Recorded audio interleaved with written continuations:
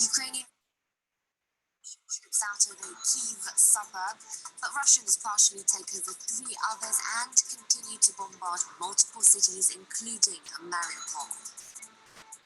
Ukraine's President Zelensky urges Italy not to roll out the red carpet for Russia's elite. This in a speech to the country's parliament. He calls on authorities to seize a mystery yacht reportedly linked to Vladimir Putin. And a court in Russia extends Kremlin critic Alexei Navalny's prison sentence. He's set to spend an extra 9 years behind bars, a verdict the EU describes as politically motivated. Welcome back to the France 24 newsroom. Now, Russian forces continued their multi-pronged offensive in Ukraine this Tuesday with intensive strikes on the southern port city of Mariupol. The president saying that there is nothing left there. Local officials say humanitarian aid hasn't been able to reach them due to the Russian blockade. Some 100,000 people want to leave. Meanwhile, Russian forces are closing in on the city of Boryspil near the capital.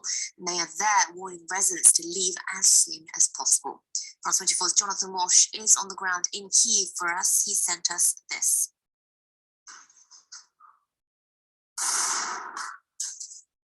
It is very nice because you can see there is no outside holes.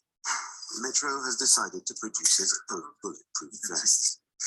The Centre owns a paint company that had 70 employees before the war, but now operations have stopped, so he has decided to use his resources to help fight the Russians. So many people came to self-defense units, and all of them coming just probably with a gun, but without bulletproof vest, without medicine, without anything.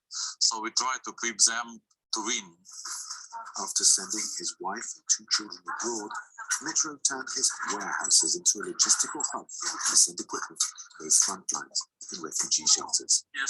Today, he receives boxes of medicine. Volunteers sort them before they're dispatched. This is humanitarian aid for anyone who needs it. For Kyiv, for territorial defense, for local residents, for the army, or the hospitals. We go now for one place where is a friend of us open. Normally it was school, but now it's a place for refugees. Anna volunteers at the center while her husband, a soldier, fights on the front line.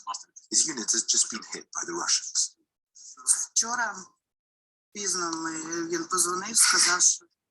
He called me late last night and told me that only 4 of them were still alive. I want the air raid sirens to stop. I want children to go to school. I want all of this to stop.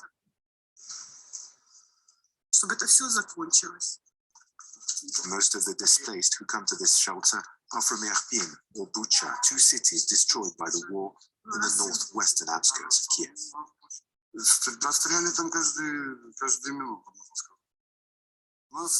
There were gunshots all the time.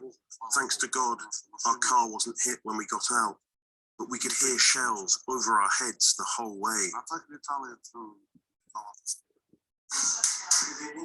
More displaced people are on their way tonight. Valentina is cooking them dinner. Her disabled son was in Hostomel when the Russians took the city and its airport. She doesn't know if he survived the attack. Someone told me that his car is still there. I rely only on God. Since the 4th of March, I never had a conversation with my son.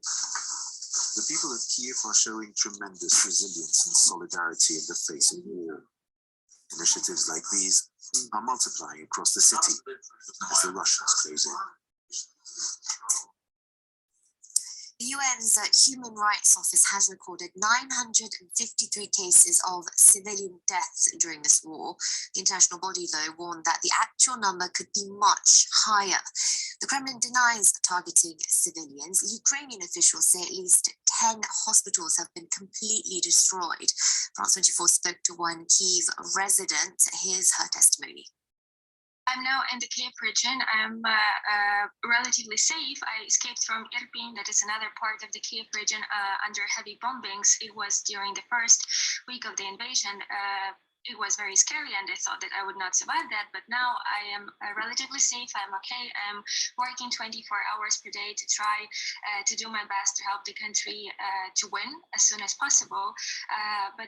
Yeah, I'm relatively okay. I just hear bombing sometimes. I see some missiles in the sky, but in this part of the region, it is more or less no. I am prepared to fight. Every person I know is now fighting in his or her own place. The majority of my friends, the majority of my male colleagues and male friends, they are now in the territorial defense or in the army. My fiance is now patrolling the streets right now at this moment. My younger brother, he is 18 years old. He is now in the IT army. He is fighting and hacking these Russian sites to help the country and joining the initiative that was launched by the Ministry of Digital Transformation. I am now doing what I can while we are safe. I'm now communicating with international media and now helping the army with everything that they need. And if the time comes, I'm also ready to take the arms and go fight with these Russians who mistakenly came to our land. Turning our attention next to the situation in the south of the country, residents in Ukraine's third largest city, Odessa, are preparing for an onslaught. The ground assault on the historic port city has been delayed by Ukrainian fighters in Mykolaiv, but US officials say an offshore assault started over the weekend. They estimate that there are currently 21 Russian ships in the Black Sea. Verika Behel has this. In the cemetery in Mykolaiv, grieving families arrived to say goodbye, including the family of this soldier who was killed alongside dozens when Russian rockets bombarded the military barracks last Friday. Close by, an unexploded missile remains buried in the ground. But despite their pain and the relentless shelling, these residents still refuse to flee their city. We were born here. We grew up here. Where should we go? We have nowhere to go. We have no relatives abroad. No one. Well, the outcome will be the victory. Only victory, confidence that we will be like a free country, a free, peaceful country, to live, prosper, raise children, and everything will be fine. The city is now unrecognizable. Those who have stayed often hide in basements, but attest that they're ready for a resistance. Well, what's the point for me to leave? I have 5 great-grandchildren. 4 of them are here. My grandson is fighting. How could I leave them? For Russian forces, Mykolaiv is a strategic obstacle to conquer Odessa, the country's main port on the Black Sea, only 130 kilometers away. Whilst currently taking a battering, fears are rife of a large-scale offensive, a fear that the Pentagon has echoed.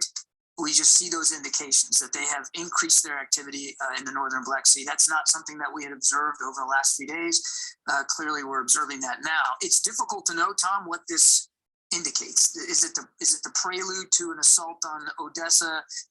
In the meantime, Odessa's inhabitants pile up sandbags on the beach to build the city's defenses, ready for an onslaught.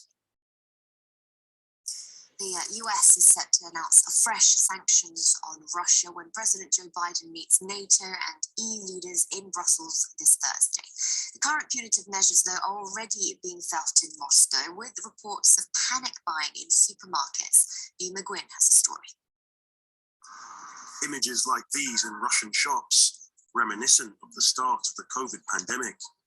In this Moscow supermarket, there is no shortage, but yet there are empty shelves. Sugar and flour, nowhere to be seen. I wanted to buy a kilo of sugar at least. I think people panic and they take all they can. It's not good. The Russian economy has not yet hit rock bottom, but the ruble has lost a quarter of its value. The consequences of this, industries based on imports are suffering. For this wine seller, the price of French wine has exploded.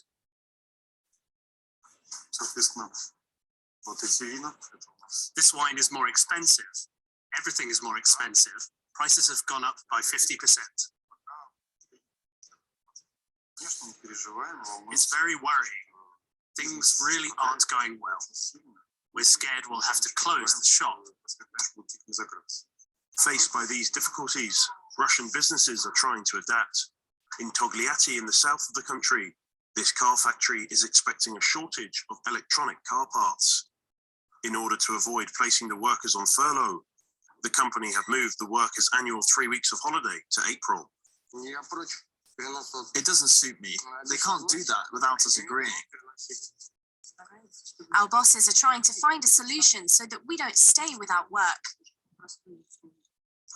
In Russia, economists are predicting tough months ahead. The central bank are expecting the GDP to decrease by 8% by the end of the year.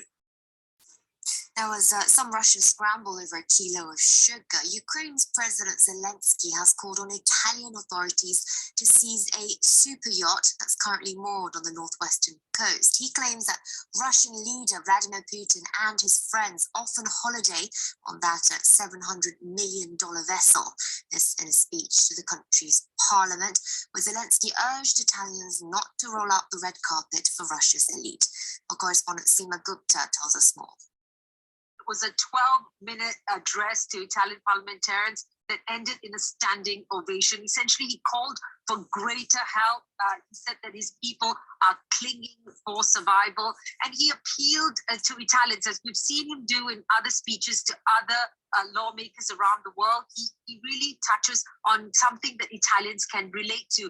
He said that the besieged port city of Mariupol, picture it like what Genoa would be. It's about the same size as that port city here in Italy. And imagine if that is shelled and bombed to the ground. Now, he said that the Russian troops are using Ukraine as a gateway to enter into Europe. And he said Europe has to help Ukraine. He said that this invasion could cause famines, as after all, Ukraine is the largest food exporter. And as such, if they can't sow their crops, they can't provide the food for countries, including countries that are across the seas from Italy, pointing perhaps to the fact that without the food, perhaps Italy could suffer from greater migrant arrivals as people become more desperate.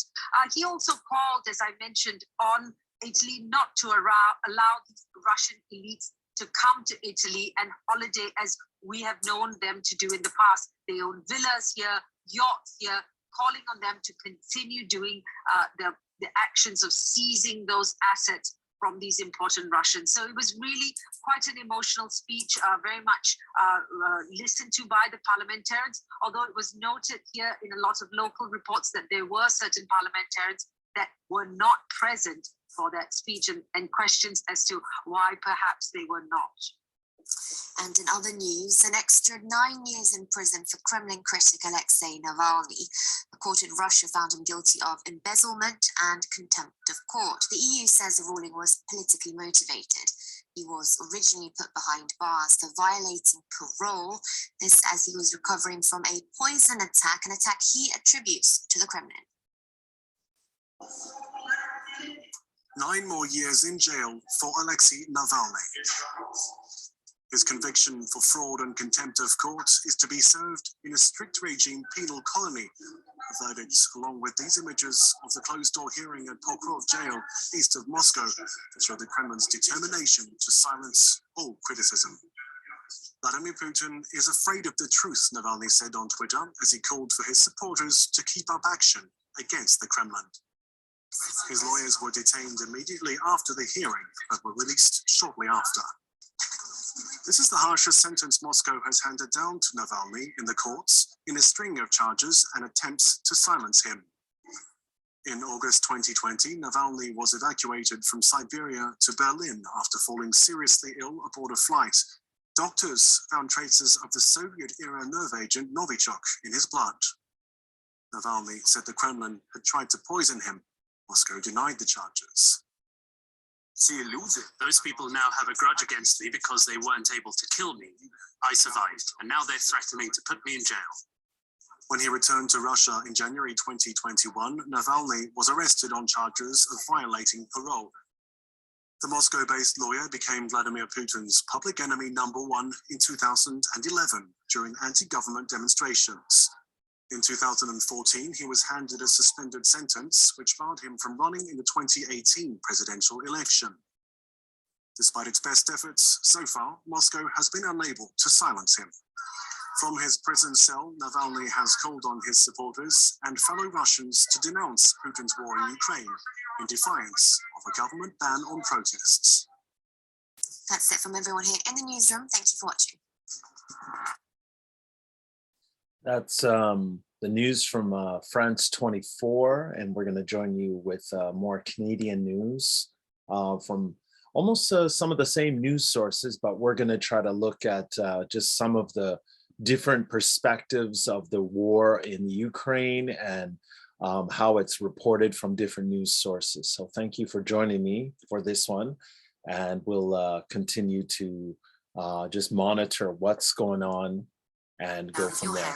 Okay, thank you so much. Has dominated dance floors and we're going to try to have that for you very soon. Again, thank you for joining me here in Tokyo, and we'll talk to you soon. Thank you. Have a great day.